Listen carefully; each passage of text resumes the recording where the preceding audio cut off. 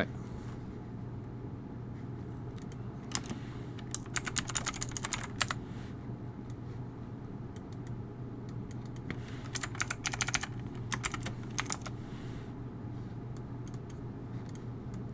OK.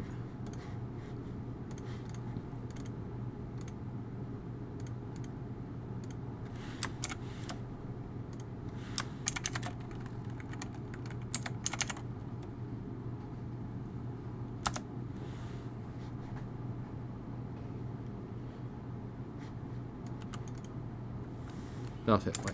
Exactement. OK, fait que 1er janvier 2001, on achète 2000 actions ordinaires au prix de 5 $ chaque, plus 100 $ de courtage fait capitalisable, vu que c'est JVBARG. Puis, ouais. Parfait. Fait que, ensuite, encore au 1er janvier 2001,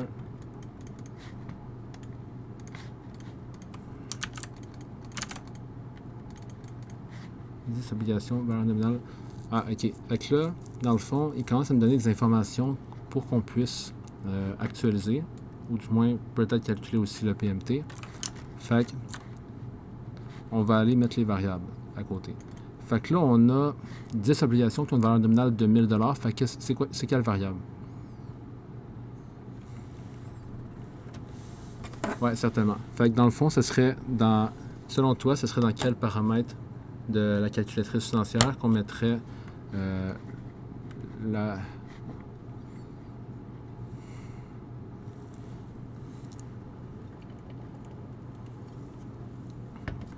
Exactement, 10 000 future value, ouais. Exactement. Ensuite, on a... Ouais, fait que ce serait pour quelle variable? Exactement.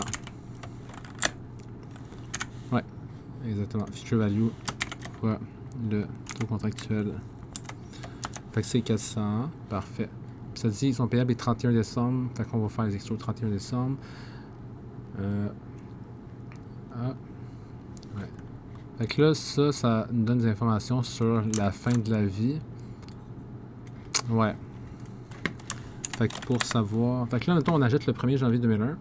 Moi, le truc que j'ai... Des fois, ça peut mélanger, vu que la fin de la vie, c'est un 31 décembre. Moi, le truc que je fais, quand c'est pas la même journée entre les deux dates, je fais ici 31 décembre. Si je rajoute une journée plus tard, juste pour qu'on compare entre deux journées égales.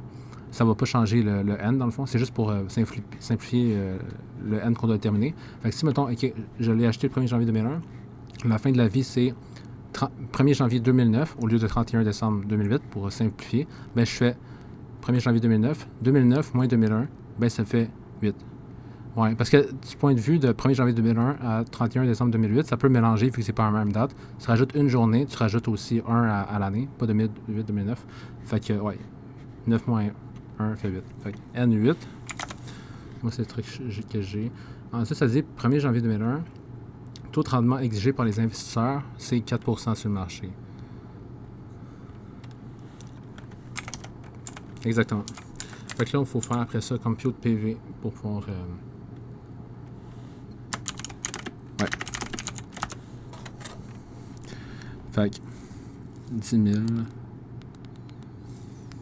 400...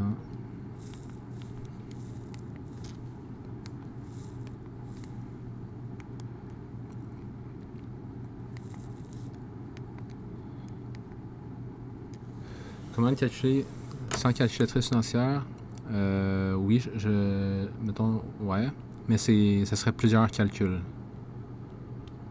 Non, c'est pas... parce qu'il faut que tu actualises plusieurs montants. Tu actualises le future value, puis chaque PMT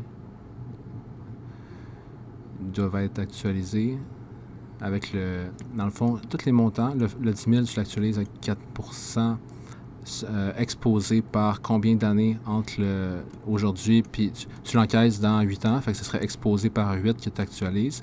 Puis après ça, OK, la 7e année, tu encaisses le PMT de 400. Tu dois actualiser ce montant-là dans le calcul. Tu dois actualiser après ça le PMT de l'année d'avant, le PMT de l'année d'avant.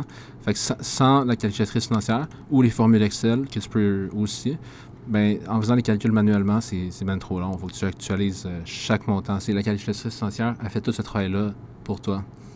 Ouais, puis elle donne le résultat actualisé de toutes les sommes, de toutes les actualisations de chaque montant que tu aurais encaissé, maintenant. Fait que ça serait... ok. Fait que là, dans le fond, on a taux contractuel de 4%, puis taux du marché de 4%. Fait que le future value est égal au present value, fait que 10 000. Fait que dans ce cas-là, quand le taux du marché est pareil que le taux contractuel des obligations, on n'a pas besoin d'actualiser. Mais si on actualise, ça donne effectivement la valeur nominale totale, la future value, 10 000. Fait que ce serait placement, obli. Puis là, ça disait, le but... le modèle économique pour le placement en obligation acheté par PEL, c'est pour percevoir les flux de trésorerie contractuels ainsi que les flux de trésorerie d'une vente potentielle ultérieure. Fait que, ok, ben il donne la réponse. Mais ici, on avait les deux critères. Ok. Fait que placement, obligation, JVB, AG. Ok. Fait que là, c'est 10 000. Fait que ça serait crédit caisse aussi. Ouais. Parfait. Fait que ça, on a fait la comptabilisation initiale des deux. Là, ensuite, on a les événements de 2001. Fait que 1er mai 2001, on a l'entreprise d'exploration a déclaré un dividende de 10 cents l'action qui a été versé le 1er janvier 2001 au secteur inscrit au registre des valeurs mobilières en date du 15 mai 2001. Fait que, quelle écriture que tu ferais pour ce point-là ici qu'on vient de lire? Puis en quelle date aussi?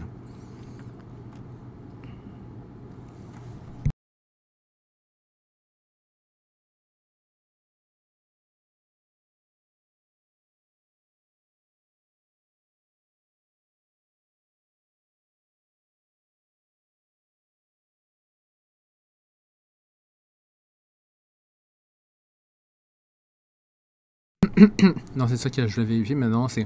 Dans le fond, tu as raison, sauf que ici, il y a une condition. Quand il y a une condition, là, il faut que tu vérifies à quelle date que la condition est atteinte. C'est à partir... Parce que si, mettons, ici, le 1er mai 2001, si c'est juste marqué à déclarer un dividende de 10 cents de l'action, puis ça sera versé le 1er janvier 2001 aux actionnaires, that's it, ce serait le 1er mai 2001 qu'on fait l'écriture. La première écriture, puis la deuxième le 1er juin. Mais s'il y a une condition, dans le fond, la logique, c'est qu'on se dit, tant que la condition n'est pas atteinte, ben je comptabilise pas. Parce que dans le fond, si moi, je vendrais mes actions le 14 mai, mais que j'ai comptabilisé, mettons, un produit d'intérêt financier sur les dividendes le 1er mai, ben ça marche pas. Parce que j'aurais, mettons, le 1er mai, je comptabilise un dividende à recevoir, produit d'intérêt financier.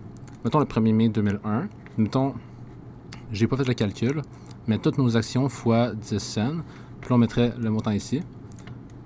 Mais que le 14 mai, j'essaie de toutes les vendre, mes actions, caisse, placement en action, ben ça veut dire que le 1er juin, je ne vais pas recevoir réellement de dividendes, mais pourtant j'ai comptabilisé un produit d'intérêt financier sur dividendes. T'sais, fait que là, ça serait pas logique de comptabiliser un produit que tu n'as pas reçu. Finalement, le dividende, on ne va pas le recevoir si le 14 mai, j'y revends. Fait que c'est vraiment à partir du 15 mai qu'on est certain que le produit va être gagné parce qu'on a on a atteint la condition. Fait que ici, ouais, ici, ça peut être mélangeant. Moi aussi, ça m'avait mélangé au début. Fait que dans le fond, c'est vraiment, OK, c'est à partir du 15 mai que là, OK, c'est sûr qu'on va recevoir ce produit-là parce que c'est sûr qu'on va le recevoir. On a atteint. Même si je vendrais le 16 mai, toutes mes actions, j'ai respecté la condition, j'ai détenu en date du 15 mai. Fait que je vais recevoir quand même le dividende le 1er juin. Mais si je les vends avant la condition, ben c'est pour ça que ça viendrait... ça serait pas bien parce qu'on comptabilise... sinon, ça ferait en sorte qu'on aurait un produit d'intérêt financier pour dividende qu'on n'aurait pas réellement reçu le dividende par la suite. Fait que première écriture. Fait que quelle écriture que tu ferais? 15 mai 2001.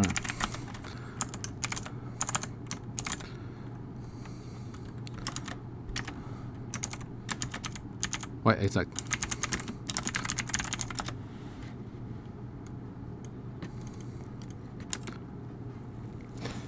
Dans le fond,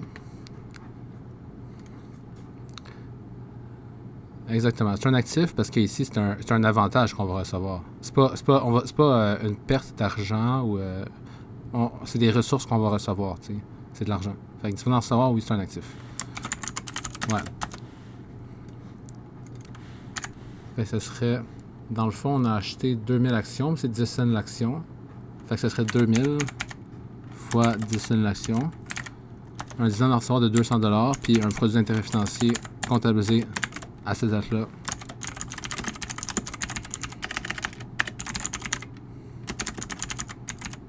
À 200 $. Ensuite, la prochaine écriture, ça serait...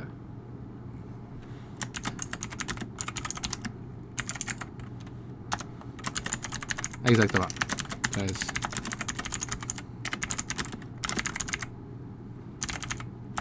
Fait que 200, 200. Ensuite, là, on a fait ce point-là. C'est le 31 décembre 2001. Ça, c'est marqué... L'entreprise SDL a versé les intérêts sur les obligations comme prévu. Fait que ça, c'est l'information n'était pas nécessaire d'être marquée. On le sait que c'est payable chaque 31 décembre, c'est déjà dans l'énoncé précédemment. Fait que ça vient répéter ça. Fait que, prochaine écriture. Ok, on est au 31 décembre. On détient encore les placements, on les a pas vendus. Puis là, on a des variations de valeur ici. Puis des informations liées au risque de crédit pour les obligations. Ok, fait que là, premièrement, on est au 31 décembre. Pour les actions, on va faire les écritures.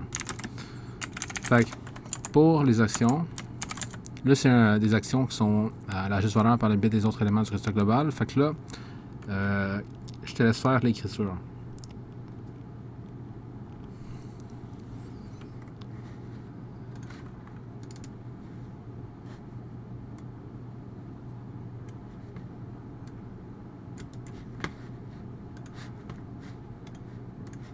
Ouais.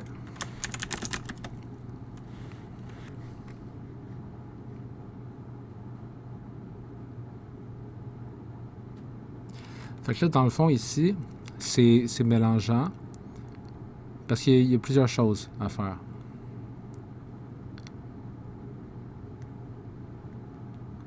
Premièrement, fait que mettons, je vais y aller avec des étapes. Fait que mettons, étape 1, pour le placement en obligation JVB AERG, on veut faire l'écriture standard qu'on veut faire à chaque clôture en premier. Fait que c'est quoi?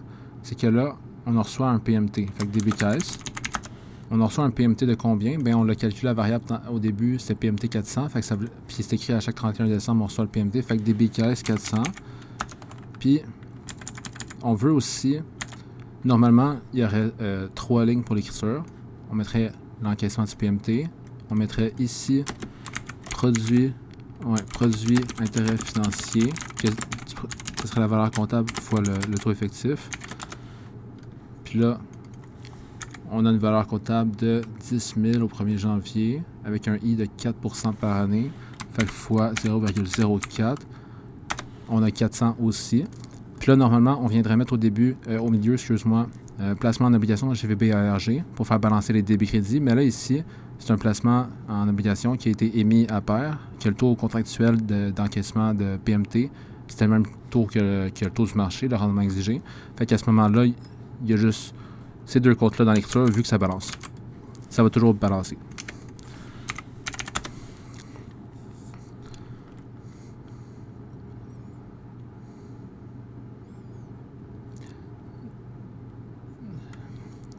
Non, parce que à cause que, vu que c'est JVB AERG, c'est vrai, si c'est un placement en obligation émis à pair, on fait juste cette écriture-là. Ça serait juste cette écriture-là à chaque 31 décembre, puis la valeur comptable ne changerait jamais. Mais là, ici, vu que c'est JVB AERG, l'écriture ici, c'est vrai qu'elle ne fait pas changer la valeur comptable, mais si, mettons, dans l'énoncé, ça dit que la juste valeur maintenant est différente de la valeur comptable en ce moment, on fait une deuxième écriture pour changer la valeur comptable à la juste valeur. Ouais, fait que tu as raison. Si c'est au coût, par contre, placement obligation au coût, la valeur comptable ne va jamais changer. La valeur comptable sera toujours égale à la valeur nominale. Mais ici, vu que c'est plutôt JVB AERG, il faut se demander, selon l'énoncé, c'est quoi la nouvelle juste valeur, c'est quoi la valeur comptable maintenant, puis on l'ajuste, la valeur comptable à la juste valeur. Puis là, dans le fond, ici, qu'est-ce qu'il faut faire? C'est que on a une perte de valeur totale on a la juste valeur en ce moment de 7 917. La valeur comptable en ce moment, c'est 10 000. Fait que la perte de valeur totale, c'est 10 000 moins 7917.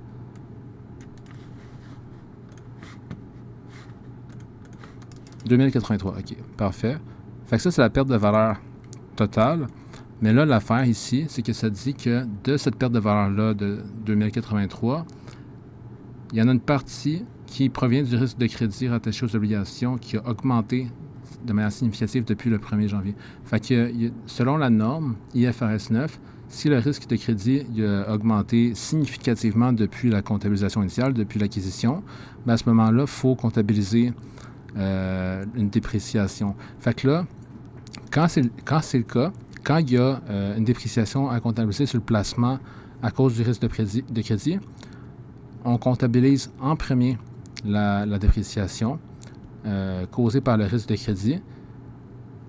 Puis le résiduel, on fait l'écriture qu'on fait, variation de valeur, parenthèse AERG qu'on fait habituellement. Puis dans le fond, là, 2083, c'est la perte totale. Fait que du 2083, on enlève la partie que c'est à cause du risque de crédit. Parce que dans le fond, la perte de valeur, il y en a une partie qui c'est à cause de la variation de juste valeur, il y en a une partie qui c'est à cause du risque de crédit. On veut séparer les deux.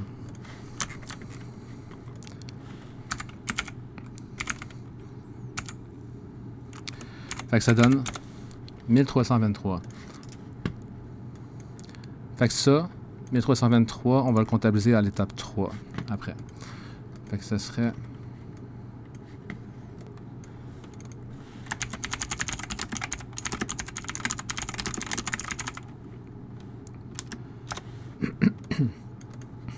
fait que ça serait 760. Puis, OK. Ça, ce serait l'étape 2. Fait que si, mettons, il n'y aurait pas eu une augmentation du risque de crédit, puis tout ça, on aurait juste eu la variation de valeur, que ce serait, mettons, 1323. Mais là, on aurait fait juste la première écriture, puis après la deuxième, que ça aurait été de la variation de valeur. Mais là, il faut faire cela en premier. Puis après, étape 3, là, on peut comptabiliser la variation de valeur qui n'est pas causée par le risque de crédit. Fait que ça serait quelle écriture, selon toi?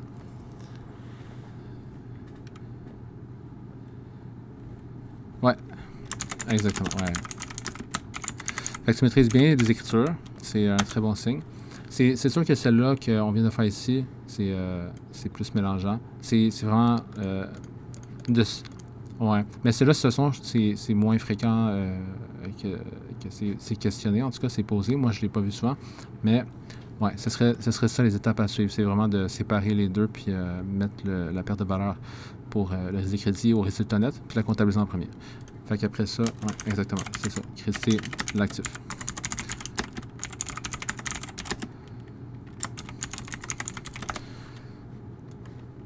$2323.